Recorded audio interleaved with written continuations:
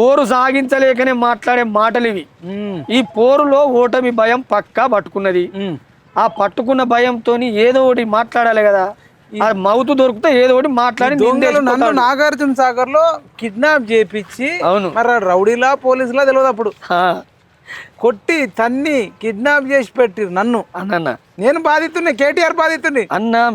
మీరు బాధితులే, చాలా మంది బాధితులు. జర్నలిస్ట్ రగన్ననైతే కూరగాయల కాంచెలు ఎత్తుకొని పోయారు. కాలోజీ టీవీ శ్రీనివాస్ అన్నను దాసరి సిన్న ఎత్తుకపోయారు, ఆయనని ఎత్తుకపోయారు. అరే ఉద్యమకారులని వదిలిపెట్టలేదు, మాట్లాడిన వాళ్ళని ఎత్తుకపోయారు.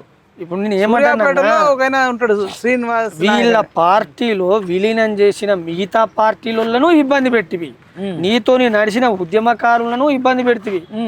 అరే నీ పాలన ఇట్లున్నది, నువ్వు నీ తత్వం మార్చుకో అని అడిగి ప్రశ్నించిన జర్నలిస్టులను, సోషల్ మీడియాను లాస్ట్ ఇబ్బంది పెట్టి వామన్ రావు దంపతులను కూడా చంపినాడు ఈ రోడ్డు మీద.